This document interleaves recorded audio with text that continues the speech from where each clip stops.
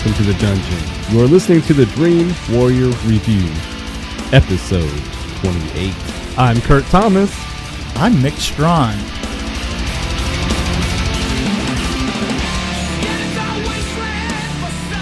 This is the first of a long series of us actually talking about things that I did. This is a very special episode. Is it? Yes.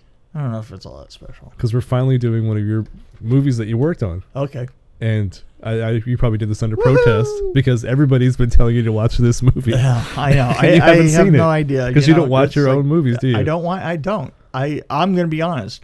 I haven't watched this film. So basically, this podcast is turning into your worst nightmare because you're watching movies like Hellraiser, movies you never wanted to watch. Never I wanted. And now you're watching your own movies. And people are finding things out like cables on trucks and things that you probably didn't think about till now. Right. Yeah, it's true. Well, you know what? You start digging and you might break a sewer. So this was the movie Strays, and it's not the Vin Diesel one from 1997. I didn't know that was a thing. I looked it up on IMDb. I'm like, Vin Diesel? That's not it. So anyway, this was Strays, and you ready for my introduction? Okay, let's go. A troubled family move into an isolated house and find and adopt a couple of cats already in residence. These are not the only occupants, however. Yes. Something's lurking in the woods. Yes. Okay. I had fun with this one. I really, actually, this is the second time I've seen it. This is what I don't understand. People keep telling me that this is a really good movie, and I would never say it's a really good movie, but I enjoyed it a lot. I'd probably watch it again. That's the thing. A lot of people say that they enjoyed this movie. It was one of the best bad movies I've ever seen. That's the way I'll put it. Well, but let's think of the reasons behind this. I mean, Timothy Busfield. I love Tim Busfield. Okay, run down the cast for me. Well, before we get into the cast, I have a question for you. Oh, sure. So there was a gentleman. Wait. Who's the production designer? Well, that's what I was getting to. There was a gentleman that was listed on the credits in the opening. Yeah.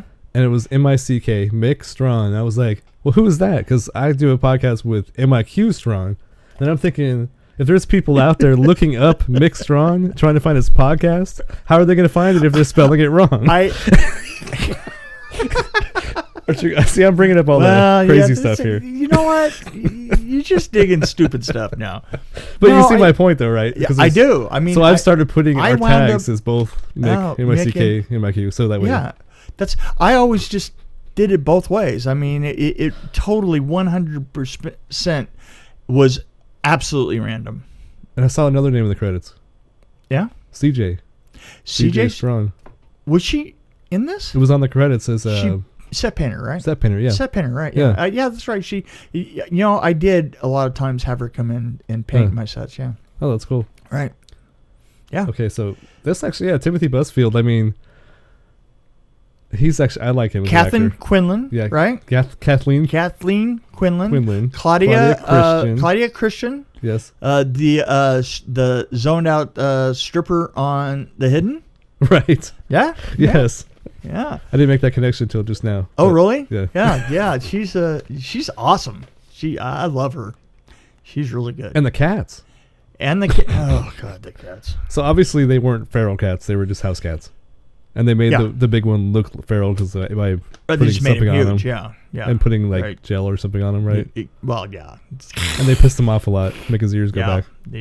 See, I've had cats before. I have had a lot of animals in my life, so I've had cats and dogs and. Let me tell you a problem with that film. So after as a cat person, it's ridiculous. Yeah. But if I didn't own a cat, it might kind of scare me, maybe. Right. But a lot of people have thought that it was have actually contacted me to tell me that they thought that was a pretty good film and that it was really scary. My wife was watching it with me, actually. She didn't watch the whole movie because she was kind of in and out of the room. Yeah. But there were some scenes where she walked in, like when the big cat was attacking people. Right. She got freaked out because we had a cat, right, but it was my cat when we met. And so she kind of warmed up to it slowly because she'd never been around animals. Right. So that scene kind of freaked her out. So yeah. Well, okay. So I love the tagline for this that I saw on the poster. What is it? I got to do my movie voice again. Okay, movie voice. Here we go. They say that cats have 9 lives. Will one of them be yours? See, I love that. That's amazing. Well, yeah, and look at who wrote it. Right. Did you notice who wrote it? Frank Durbin. Yeah. What did he go on to do? I don't know. I just said I'm not making the connection. Who's Frank Durbin? Okay, look him up. Go ahead. I'll give you time. I'll tell you, while you're looking him up, I'm going to tell you one of the problems that we had at the very beginning. So I have the writer is Sean Cassidy, and he's related to David Cassidy, right? Yeah. Wow. That's the one, right? See, I made a connection. Yeah, you did. Very good. Sean Cassidy was a blast. It was a blast. Like his half brother, I think, right? Yeah, he's the nicest guy. So what about the guy who wrote it? Frank Durbin. So he was working on Green Mile as the director, prepping it, and he and Nicky Marvin, who went on to Green Mile, were doing this kind of on the side. Oh, kind of to help get their funding in line. Well, that's cool. Yeah. It was a bunch of really talented people. Well, I like the cast. I like the acting. Yeah, the acting was good, and you know, and the cats were pretty good. We had a problem in the beginning though, that we had an interesting solution for. Is absolutely nobody wanted to have that many cats in their house for that amount of time it would take to film it. So what we ended up doing was renting a place up in Topanga Canyon that was just kind of a vacant lot up in the hills, and we built that house. Oh wow! See, I was wondering if that was a house that you built or if you had to. Yeah, no, we literally had to. We could. Wow. There's just no way that we could shoot that in a standing. And we, you know, did the inside and the whole. The only part I think that was not that was a set was the attic.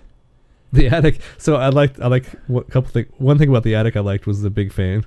The big fan was awesome. Because it really played with the lighting a little bit. Yeah. So I like that. Yeah. And then the cellar, I like the random jars of weird things. Oh yeah, yeah. I was like, why are they still there? But I mean, it was kind of cool. But that's what I actually like. I saw a couple jars. And I'm like, I wonder what's in there.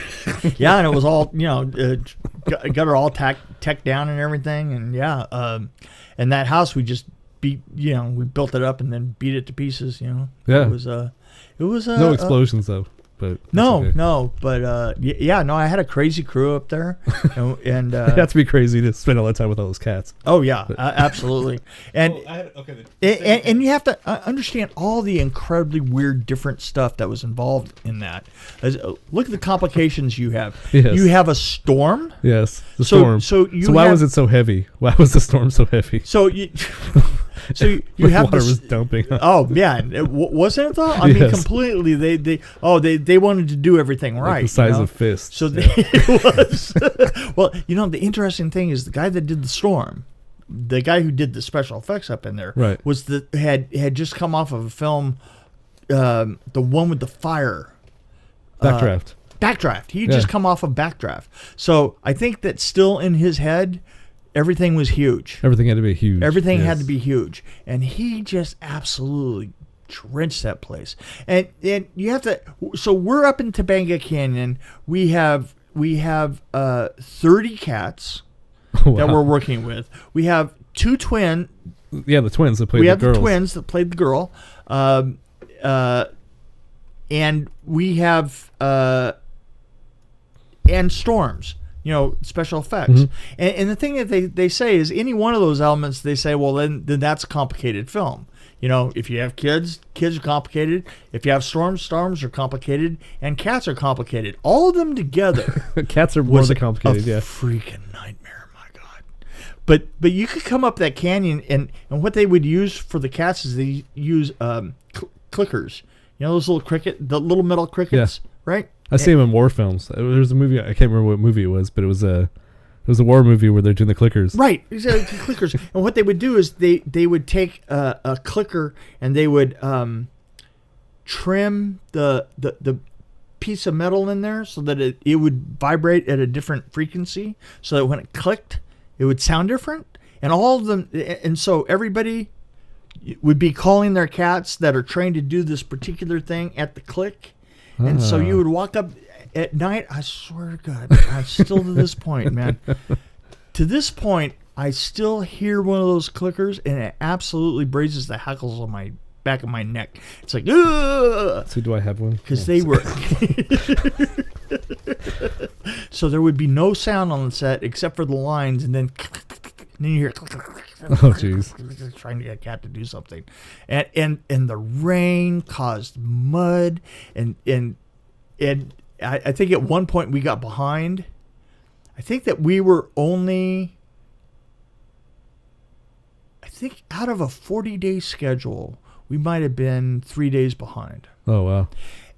But because of that, and because everybody knew that it was a pretty complicated story, Universal, who had something to do with, I think that they were more worried about the fact that they wouldn't get Nicky Marvin, who was the producer, on to Green Mile.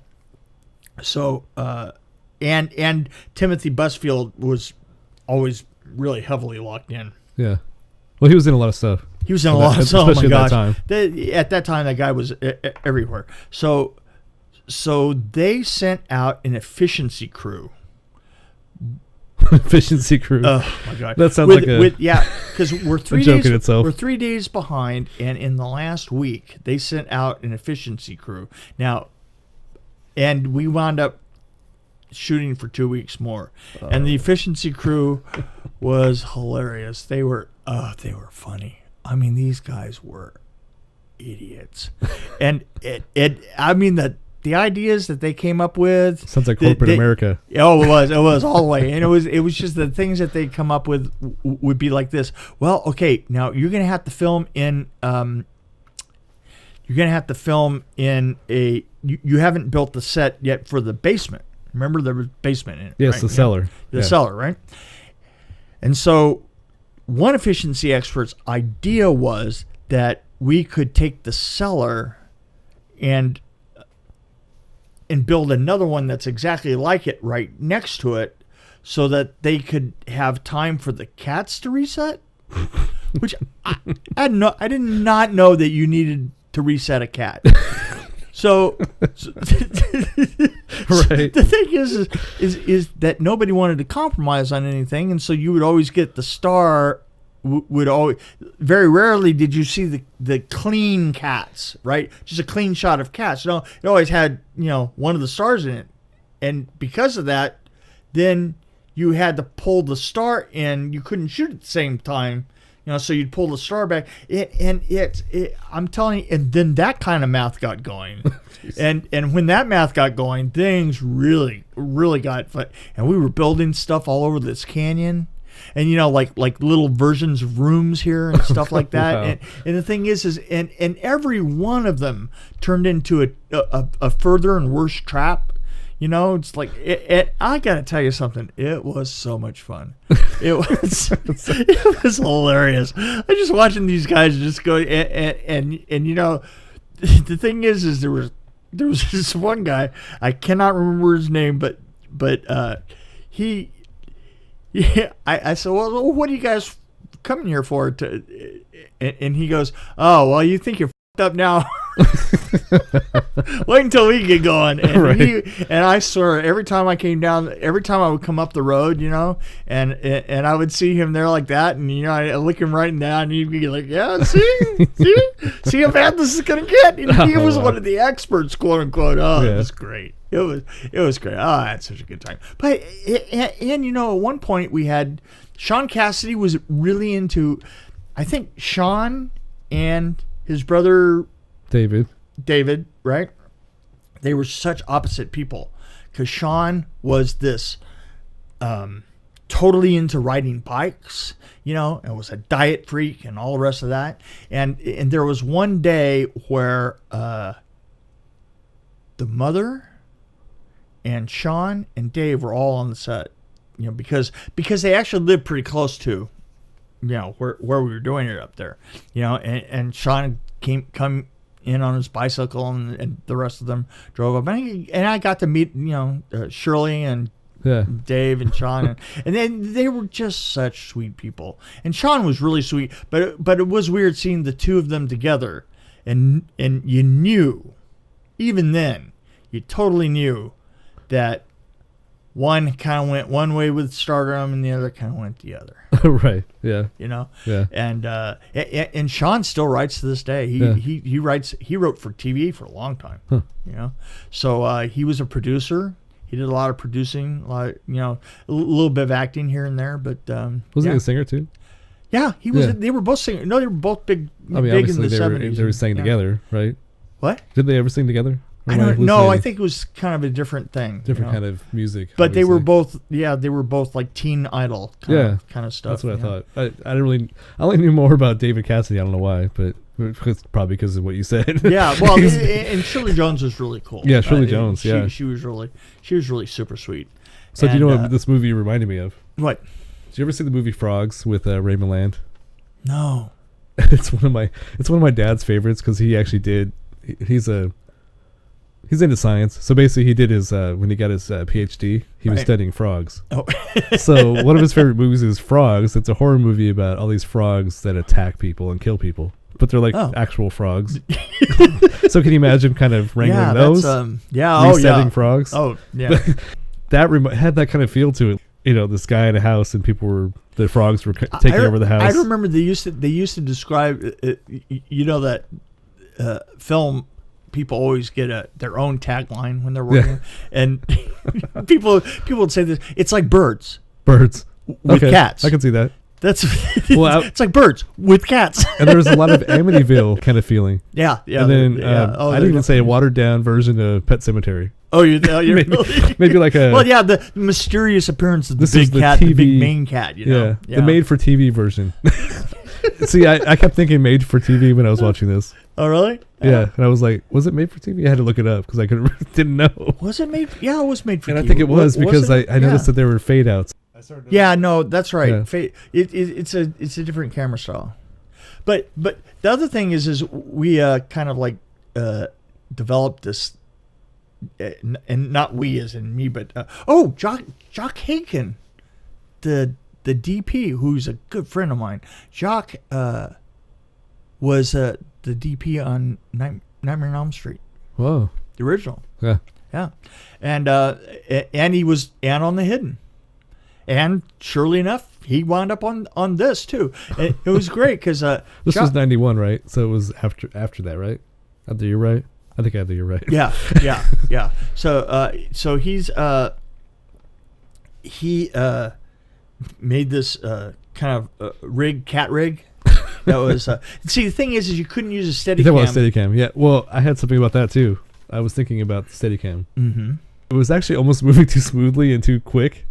And then when they jumped onto the mantle, and when they went to the house, it should have been like, like a jump. Yeah. But it was more like this. It was like a smooth movement. Yeah. And I know how hard it would be to make a Steadicam. See, but professional.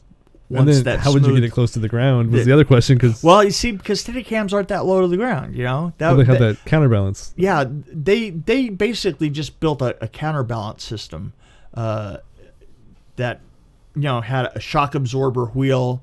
And, it had a wheel on it? Yeah, it wasn't really a Steadicam. Right. Okay. So because I was trying to picture like how would you do that? But the real problem with it was that they couldn't go within a couple of feet of where the last time they used it was. Oh, because they made a path. Because they made a path every time. Okay. So it was. There was one shot with the Steadicam I liked because you hear footprints. Yeah. And it actually was a little bit more bouncy, so it looked like an actual cat. Okay. Well, that was probably the camera the rig that he developed. Yeah, it was when they were looking for the dog. Yeah. That was the shot I liked with the Steadicam. Yeah, there wasn't there a doghouse in there? Well, there was a house that the kid was playing in, like a playhouse. A playhouse. Oh yeah, we built playhouses. Yeah. Of that same playhouse all over the place. At the end of it, just to catch different angles of light. Did everybody get a playhouse when the experts? This is with the experts. I mean, it was it was hilarious. So things I noticed: Steadicam. Okay. Table in the kitchen.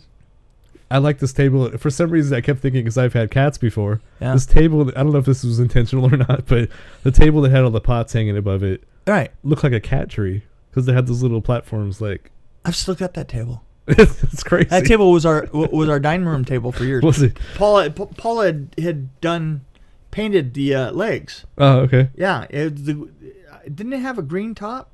I can't remember what color it was. But do you see what I'm saying about the little round? Right. Like a cat tree. I was like, I don't know if that's intentional, but it was awesome to me.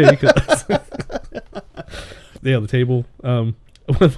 One thing I liked about the death scene, the first one. Okay. This movie was different in a lot of ways because, for one, it was a lighter horror movie, I would say. It was horror-like. And it took 30 minutes for the first death to hit. And it was the guy that was fixing the phone. Right. That's right, yeah. One thing I love about this scene was that, okay, the guy gets attacked by the big cat and he dies. I don't think we have to worry about spoilers at this point. Right, yeah, no. But he's on the ground and all these house cats that look very sweet and gentle come up to him, and it's almost like they're going to snuggle with him, or they're going to nurse on him. I mean, it's like they're not there to... The thing that really bothers me about the cats, and it was a problem that we had all the way through, is that cats don't pay strong attention to what they're doing. And I can see them licking their paws. Yeah, they lick their paws and they look around. Yeah. But they look like they're going to cuddle. You can kind of train dogs to, like... Yes. You can train dogs better, Yeah, you can. Cats, you only train them so far. But they swarmed like they were just going to kind of snuggle with him. Yeah, that's take a nap with him. All the way through. That was like... But, so why didn't they just have it, like, put some gore in there and have him ripping his flesh off? That's what I was thinking. That should have taken that turn, I think. Now, I don't know how you do that. I forget. Was he in the basement? Yeah, he was in the cellar. Yeah, he was in the cellar. Yeah. That's what I thought. Okay, right. I mean, for me, the house cats aren't scary at all. But if they were lions, I would be terrified. So that was kind of I don't know, the whole thing wasn't scary to me at all. I was laughing through the whole thing, but I found myself really enjoying the movie, and I liked the plot was pretty decent. That's what everybody told me. Yeah. Everybody said, yeah, but it was really an entertaining film. And it's like you said, Timothy Busfield kind of pulled me through a lot of it. Timothy Busfield, to me, I worked with Timothy Busfield through my whole career from time to time. Yeah. You know, like every couple of years, he would be doing like some role on a TV movie that I had gotten locked into or something like that. Yeah. And he was just kind of the nicest guy. He was a hang with guy. Lawrence Fishburne was also a guy that would just hang with everybody, you know. And the girls were good, the two twin girls. Yeah. The only thing that can make it a horror movie is if an elf popped out with a chainsaw. Well, yeah. I had to bring up Elf. I don't know. Oh, they cut the elf for time and money. Or just a weird twist where somebody comes out with a chainsaw and kills everybody. How many strays would you give this film? How many cats? Yes. How many tails? How many tails straight up? How many tails would you give this one? I'm for me, just I'm gonna go 3. 3. Yeah. Why so generous? No, I'm just asking because some people might give it a better, worse rating. No, I think it does. I think for what it was, it did an amazing job. I mean, it looked good. It was good acting. It was actually an interesting story. It just wasn't one of my standard horror films. You know, it was a little bit different. So I guess as a horror film, I would give it 3 tails, but probably cut one tail in half. 3.5 tails. Knock it down to 2.5. 3 tails and a bobcat. 2.5, just because the cats weren't scary at all. Okay, well, yeah. So it's because they were cats. It didn't succeed as a horror movie in that sense. Yeah. It wasn't scary. Yeah. And as a drama, yeah, I would probably give it a 3. Oh, well, there you go. There you go. maybe even 3.2. 3.2 tails. 3.25. What is okay? Yeah. 3 tails and a kitten. Yes. Yeah. Okay. Or 3 tails and a nub, I guess. Or. Oh, God. Have we killed this one yet? Yes, have we killed the cat? We're done. Yes. The 9 lives are done. We spayed this sucker, didn't we?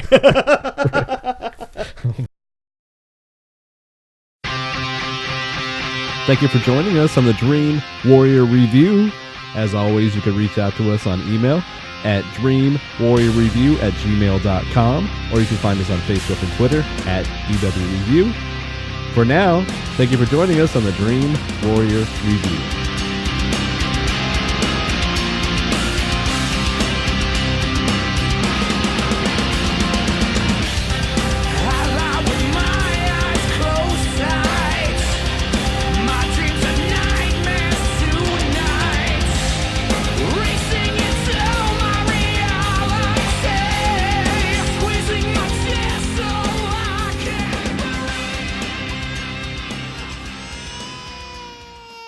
It's time for Baby Talk with Mick.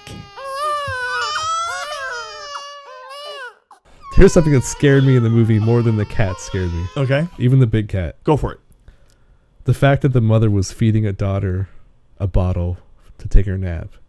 Because that's a no-no.